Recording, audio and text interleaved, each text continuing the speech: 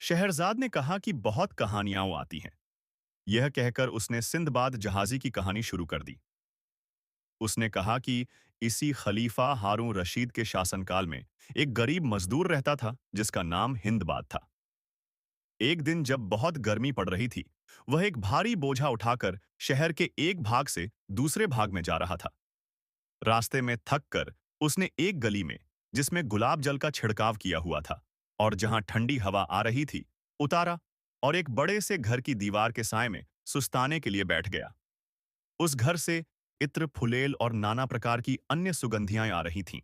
इसके साथ ही एक ओर से पक्षियों का मनोहर कलरव सुनाई दे रहा था और दूसरी ओर, जहां रसोई घर था, नाना प्रकार के व्यंजनों के पकने की सुगंध आ रही थी। उसने सोचा कि यह तो किसी बहुत बड़े आदमी का मकान मालूम होता है। जानना चाहिए कि किसका है। मकान के दरवाजे से कई सेवक आ जा रहे थे। मजदूर ने उनमें से एक से पूछा कि इस घर का स्वामी कौन है। सेवक ने कहा, बड़े आश्चर्य की बात है, तू बगदाद का निवासी है और इस घर के परम प्रसिद्ध मालिक को नहीं जानता। यह घर सिंदबाद जहाजी का है, जो लाखों बल्कि करोड़ों की संपत्ति का मालिक है। हिंदबाद ने यह सुनकर आकाश की ओर हाथ उठाए और कहा, हे संसार को उत्पन्न करने वाले और पालने वाले भगवान, यह क्या अन्याय है। एक यह सिंदबाद है जो रात दिन ऐश करता है, एक मैं हूं हिंदबाद, जो रात दिन जानतोड़ परिश्रम करके किसी प्रकार अपने स्त्री बच्चों का पेट पालता हूं। यह और मैं दोनों मनुष्य हैं, क्या अंतर है। यह कहकर उसने जैसे भगवान पर अपना रोष प्रकट करने के लिए पृथ्वी पर पांव पटका और सिर हिलाकर निराशापूर्वक अपने दुर्भाग्य पर दुख करने लगा। इतने में उस विशाल भवन से एक सेवक निकला और उसकी बांह पकड़कर बोला, चल अंदर, हमारे मालिक सिंदबाद ने तुझे बुलाया है। हिंदबाद यह सुनकर बहुत डरा। उसने सोचा कि मैंने जो कहा वह सिंदबाद ने सुन लिया है और क्रुद्ध होकर मुझे बुला भेजा है ताकि मुझे इस गुस्ताखी के लिए सजा दे। वह घबराकर कहने लगा कि मैं अंदर नहीं जाऊंगा, मेरा बोझा यहां पड़ा है, उसे कोई उठा ले जाएगा। किंतु सेवकों ने उसे न छोड़ा। उन्होंने कहा कि तेरे बोझे को हम सुरक्षा पूर्वक अंदर रख देंगे और तुझे भी कोई नुकसान नहीं होगा। हिंदबाद ने बहुत देर तक सेवकों से वाद विवाद किया, किंतु उसका कोई फल न निकला और अंततः उसे उनके साथ महल के अंदर जाना ही पड़ा। सेवक हिंदबाद को कई आंगनों से होता हुआ एक बड़ी दालान में ले गया, जहां बहुत से लोग भोजन करने के लिए बैठे थे। नाना प्रकार के व्यंजन वहां रखे थे और इन सब के बीच में एक शानदार अमीर आदमी, जिसकी सफेद दाढ़ी छाती तक लटकी थी, बैठा था। उसके पीछे सेवकों का पूरा समूह हाथ बांधे खड़ा था। हिंदबाद यह ऐश्वर्य देखकर घबरा गया। उसने झुककर अमीर को सलाम किया। सिंदबाद ने उसके फटे और मैले कपड़ों पर ध्यान न दिया और प्रसन्नतापूर्वक उसके सलाम का जवाब दिया और अपनी दाहिनी ओर बिठाकर उसे सामने अपने हाथ से उठाकर स्वादिष्ट खाद्य और मदिरा पात्र रखा। जब सिंदबाद ने देखा कि सभी उपस्थित जन भोजन कर चुके हैं, तो उसने हिंदबाद की ओर फिर ध्यान दिया। बगदाद में जब किसी का सम्मानपूर्वक उद्बोधन करना होता था, तो उसे अरबी कहते थे। सिंदबाद ने हिंदबाद से कहा, अरबी, तुम्हारा नाम क्या है? मैं और यहां उपस्थित अन्य जन तुम्हारी यहां पर उपस्थिति से अति प्रसन्न हैं। अब मैं चाहता हूं कि तुम्हारे मुंह से फिर वे बातें सुनूं जो तुमने गली में बैठे हुए कही थीं। सिंदबाद जहां बैठा था वह भाग गली से लगा हुआ था और खुली खिड़की से उसने वह सब कुछ सुन लिया था जो हिंदबाद ने रोष की दशा में कहा था। हिंदबाद ने लज्जा से सिर नीचा कर लिया और कहा, सरकार, उस समय मैं थकन और गर्मी के कारण आपे में नहीं था। मेरे मुंह से ऐसी दशा में कुछ अनुचित बातें निकल गई थीं। इस सभा में उन्हें दोहराने की गुस्ताखी मैं नहीं करना चाहता। आप कृपया मेरी उस उद्दंडता को क्षमा कर दें। सिंदबाद ने कहा, भाई, मैं कोई अत्याचारी नहीं हूं जो किसी की कुछ बातों के कारण ही उसकी हानि करूं। मुझे तुम्हारी बातों पर क्रोध नहीं बल्कि दया ही आई थी और तुम्हारी दशा देखकर और भी दुख हुआ। लेकिन मेरे भाई, तुमने गली में बैठकर जो कहा उससे तुम्हारा अज्ञान ही प्रकट होता है। तुम समझते हो कि यह धन दौलत और यह ऐश आराम मुझे बगैर कुछ किए धरे ही मिल गया है। ऐसी बात नहीं है। मैंने संसार में जितनी विपत्तियां पड़ सकती हैं, लगभग सभी झेली हैं। इसके बाद ही भगवान ने मुझे आराम की यह सामग्री दी है। यह कहकर सिंदबाद ने दूसरे मेहमानों से कहा, मुझ पर विगत वर्षों में बड़ी-बड़ी मुसीबतें आईं और बड़े विचित्र अनुभव हुए। मेरी कहानी सुनकर आप लोगों को गौर आश्चर्य होगा। मैंने धन प्राप्त करने के निमित्त 7 बार बड़ी-बड़ी यात्राएं की और बड़े दुख और कष्ट उठाए। आप लोग चाहें तो मैं वह सब हाल सुनाऊं। मेहमानों ने कहा कि जरूर सुनाइए। सिंदबाद ने अपने सेवकों से कहा कि वह बोझा जो हिंदबाद बाजार से अपने घर लिए जा रहा था, उसके घर पहुंचा दें। उन्होंने ऐसा ही किया। अब सिंदबाद ने अपनी पहली यात्रा का वृत्तांतशः प्रस्तुत कर रहा हूं। अब सिंदबाद ने अपनी पहली यात्रा का वृत्तांत कहना आरंभ किया। मेरे पूज्य पिताजी का देहांत तब हो गया जब मैं बहुत छोटा था। थोड़ी समझ मुझे बचपन में ही आ गई थी। जब मैंने अंतिम संस्कार और धार्मिक विधि विधान पूरे कर ली, तब मैंने अपने लिए पर्याप्त धन पाया जो मेरे पिता मुझे दे गए थे। मैंने सोच समझकर उन पैसों से तरह तरह का वस्त्र, आभूषण और अन्य वस्तुएं खरीदी, जिनका व्यापार करता था। इसी तरह आय होती रही और मौज से जीवन चल रहा था। धीरे धीरे मित्रों से मिलना जुलना, घर में ही ऐश आराम करना मेरा स्वभाव सा बन गया। कुछ समय पश्चात यकायक मेरे मन में यह विचार आया कि धन तो घर बैठे ही खर्च होता रहेगा और बढ़ता नहीं। कमाने का एक ही उपाय है व्यापार करना। अपने परिश्रम, बुद्धि और योग्यताओं की आजमाइश भी इसमें है। मैंने कुछ धन लेकर व्यापार के इरादे से खुद को समुद्री यात्रा के लिए तैयार किया। बांसरा की बंदरगाह से मैंने एक व्यापारिक जहाज लिया और उस पर सवार हो गया, जिसमें कई व्यापारी और चल पड़े। जहाज ने प्यारे सफर की शुरुआत की। समुद्र शांत था, हम सब खुश थे। रास्ते में एक टापू नजर आया। भूतल को देखकर सभी यात्रियों को सरोवर का किनारा सा प्रतीत हुआ। बहुत लोग वहां बैठ गए, आग जलाई, खाना पकाने लगे। अचानक भू-भाग हिलने लगा। असल में वह टापू नहीं, एक विशाल मछली थी जिसकी पीठ पर काई उगी थी। अचानक आग की गर्मी से वह चालक मछली हिल गई। कई यात्री गिर गए, जल में समा गए या बहकर दूर गए, और मैंने एक लकड़ी से छूटकर तैरकर अपने को किसी तरह बचाकर दूर के एक तट पर पहुंचने में सफलता पाई। वहां आसपास कोई बस्ती दिखाई नहीं दी, सिर्फ अस्त-व्यस्त जंगल थे। मैं भूखा प्यासा भटकता रहा। अचानक एक घोड़ा पालकी दिखी जिसमें एक लड़का बैठा था। मैंने साहस से पास जाकर उससे अपनी दुख भरी बात कही। उसने मुझे फल दिए, पानी पिलाया और अपने मालिक के समक्ष पहुंचाया। वह टापू का राजा था, जिसने मुझे स्नेह दिया, आदरपूर्वक अपने महल में रखा, अच्छा व्यंजन खिलाया और धीरे-धीरे मेरी योग्यता देखकर अपने व्यापारियों का मुखिया बना दिया। समय बीतता गया।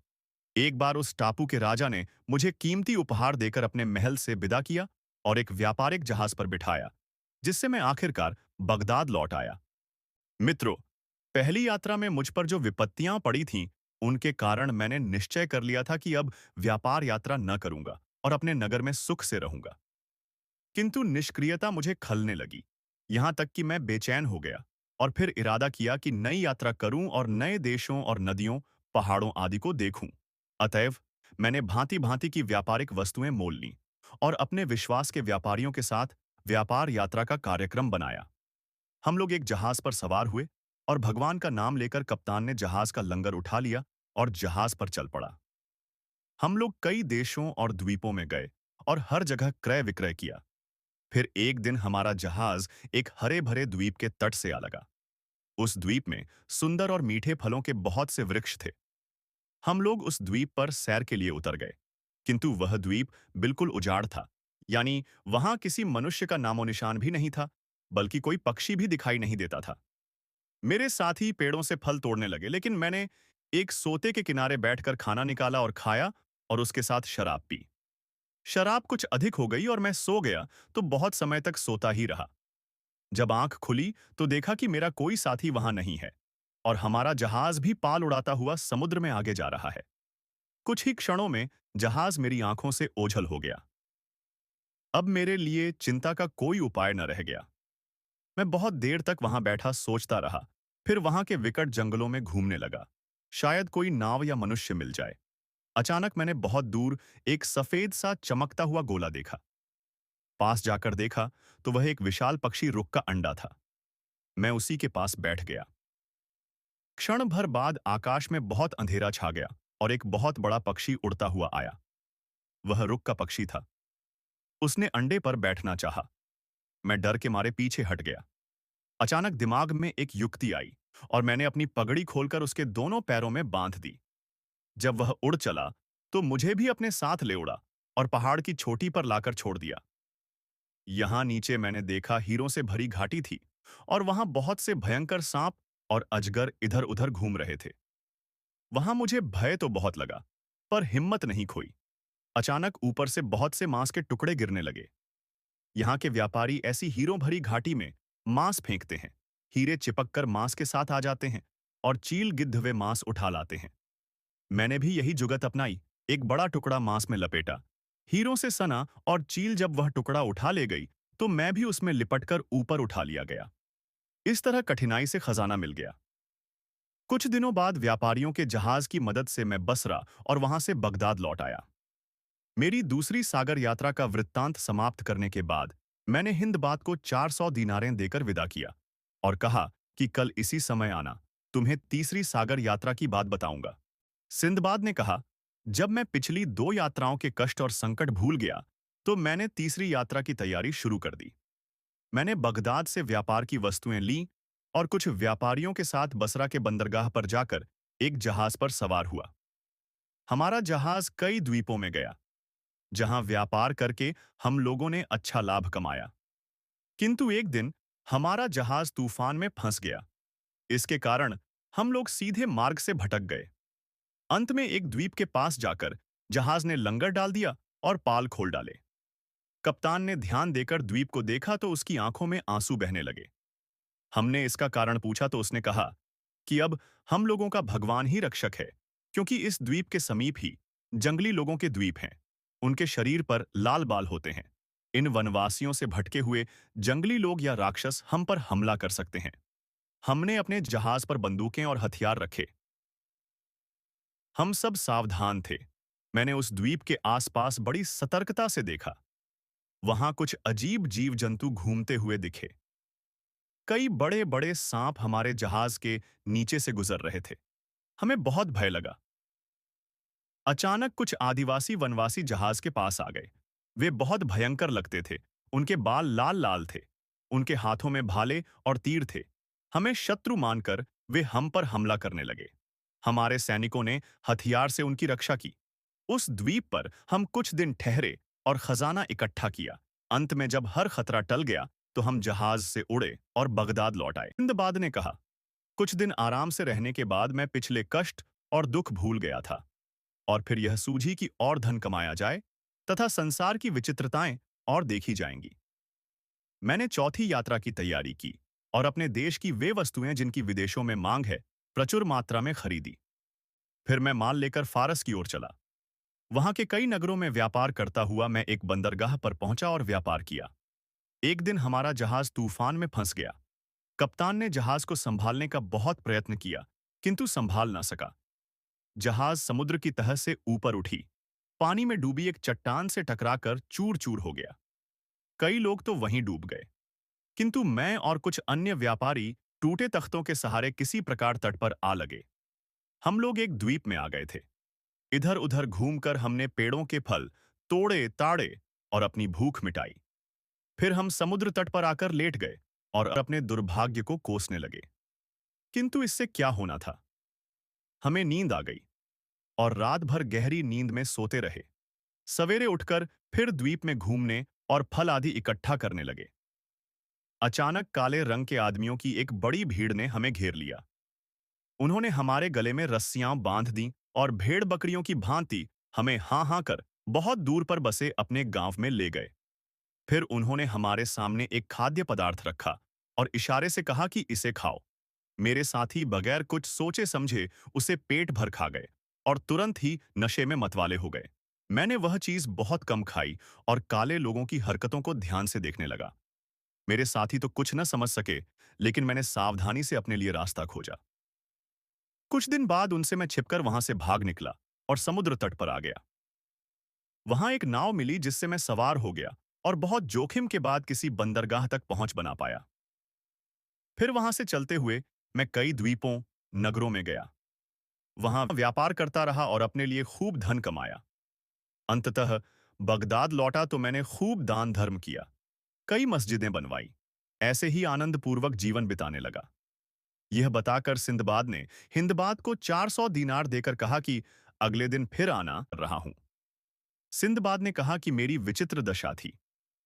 चाहे जितनी भी मुसीबतें पड़ी, मैं कुछ दिनों के सुख के बाद उन्हें भूल जाता था और नई यात्रा की इच्छा मेरे मन में फिर से जग उठती थी।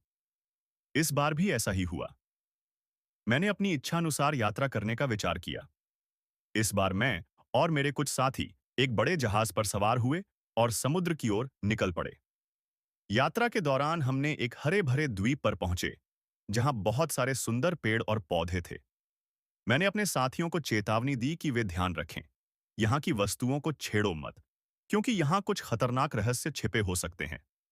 परंतु मेरे साथी मेरी बातों को नजरअंदाज करते हुए एक विशाल रुख पक्षी के अंडे को तोड़कर खाने लगे। इससे नाराज होकर रुख पक्षी ने हम पर प्रचंड हमला कर दिया और हमारा जहाज तबाह हो गया। हम सब अलग अलग दिशाओं में बिखर गए और मैं अकेला समुद्र की लहरों में बहता हुआ एक और अनजान द्वीप पर पहुंचा। उस द्वीप पर मुझे एक बूढ़ा व्यक्ति मिला, जो देखने में कमजोर लग रहा था, लेकिन वह एक चालाक जादूगर था। उसने मुझसे मदद की गुहार लगाई और अपने कंधे पर बैठाने को कहा। मैंने उसकी मदद की, लेकिन उसने मेरा गला कसकर पकड़ लिया और मुझे अपने नियंत्रण में कर लिया। कुछ समय बाद मैंने उसे मदिरा पिलाकर उसे नशे में डाला और अपने चंगुल से भाग निकला। फिर मैंने एक जहाज देखा और नाविकों ने मेरी मदद की। मैंने अपनी सारी कहानी उन्हें सुनाई। वे मेरी हिम्मत की प्रशंसा करने लगे। अंततः वह जहाज मुझे मेरे घर बगदाद ले आया, जहां मेरी खुशी का ठिकाना न रहा। मैंने अपने सभी परिवार और दोस्तों के साथ खूब जश्न मनाया। इस यात्रा से मुझे जीवन में धैर्य, साहस और समझदारी से काम लेने की महत्ता का ज्ञान प्राप्त हुआ। सिंदबाद ने हिंदबाद और अन्य मेहमानों से कहा। मेरी 5वीं यात्रा के कुछ साल बाद फिर यात्रा का उन्माद मुझ में आया। मुझे बहुत रोका गया, लेकिन मैंने न माना। पहले मैं थल मार्ग से कई नगरों में जाकर व्यापार करता रहा। फिर फारस की खाड़ी में एक जहाज पर बैठा और समुद्र की नई यात्रा शुरू की। कप्तान की योजना लंबी यात्रा पर जाने की थी, पर वह रास्ता भूल गया। वह अपनी यात्रा पुस्तकों और नक्शों को बार-बार पढ़ता रहा। अचानक वह रोने चिल्लाने लगा, पगड़ी फेंक दी और बाल नोचने लगा। हम सबने पूछा कि क्या हुआ। उसने बताया कि एक समुद्री धारा हमें एक ऐसे तट तक ले जाएगी जहां हमारा जहाज टूट जाएगा और हम सब मर जाएंगे। उसने जहाज के पाल उतरवा दिए। हमारे जहाज को धारा के वेग से ऊपर उठकर पहाड़ी से टक्कर लग गई और वह टूटकर बिखर गया। कई यात्री मरे और सामान समुद्र तट पर बिखर गया। हम काफी देर तक उदास होकर रोते रहे।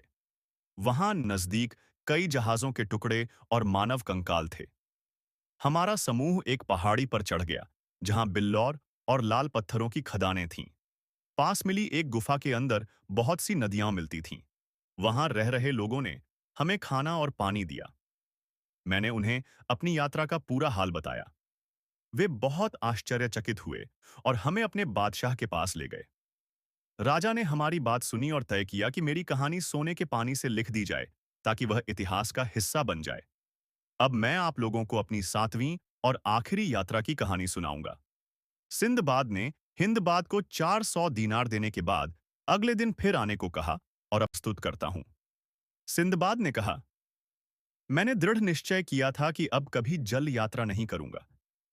मेरी स्थिति इतनी हो गई थी कि कहीं आराम से बैठकर दिन गुजार सकूं। इसलिए मैं अपने घर में आनंदपूर्वक रहने लगा। एक दिन मैं अपने दोस्तों के साथ भोजन कर रहा था कि एक नौकर आया और बोला कि खलीफा के दरबार से एक सरदार आए हैं, जो आपसे बात करना चाहते हैं। मैंने अपना भोजन समाप्त किया और सरदार से मिलने बाहर आया। उसने कहा कि खलीफा ने तुम्हें बुलाया है। मैं तुरंत खलीफा के दरबार को चल पड़ा। खलीफा के सामने जाकर मैंने जमीन को चूमा और प्रणाम किया। खलीफा ने कहा, सिंदबाद, मैं चाहता हूं कि सरान द्वीप के बादशाह की ओर से भेजे गए पत्र के जवाब में मैं पत्र भेजूं और साथ ही उपहारों के बदले मेरी ओर से उन्हें उपहार भेजूं। तुम यह सब ले जाकर सरान द्वीप के बादशाह को पहुंचा दो। मुझे यह आदेश पाकर बड़ी परेशानी हुई। मैंने हाथ जोड़कर कहा, हे समस्त मुसलमानों के अधिपति, मेरी यह दृढ़ इच्छा है कि मैं आगे जहाज पर कदम न रखूं। मैंने अनेक कठिनाइयां झेली हैं। मैंने खलीफा को अपनी 6 यात्राओं की विपत्ति संक्षेप में बताई। खलीफा ने सुनकर मुझे समझाया और कहा कि यह काम तुम ही कर सकते हो। अगर तुम यह कार्य पूरा करोगे, तो फिर कभी यात्रा न करना। इस आदेश को लेकर मैं यात्रा पर निकला। मेरे साथ कई कठिनाइयां आईं। मेरा जहाज तूफानों में फंसा, कई बार डूबने के कगार पर आया, लेकिन मैंने साहस नहीं छोड़ा। अंततः मैं सरान द्वीप पर पहुंचा। वहां बादशाह को पत्र और उपहार सौंपे। बादशाह ने मुझे सम्मानित किया। इस यात्रा में मैंने जीवन की सबसे बड़ी परीक्षा देखी। मैंने कई बार मौत का सामना किया, पर अपने साहस और बुद्धि से सभी संकट टाले। अंत में जब यह सब होकर मैं बगदाद लौटा, तो मैंने अपने ऊपर हुई कठिनाइयों को याद करके हृदय में संतोष का अनुभव किया। अब मैं अपने बाकी जीवन इसी धन के सहारे शांति से रहने की योजना बना रहा हूं। यह थी सिंदबाद जहाजी की 7वीं और आखिरी समुद्री यात्रा की विस्तृत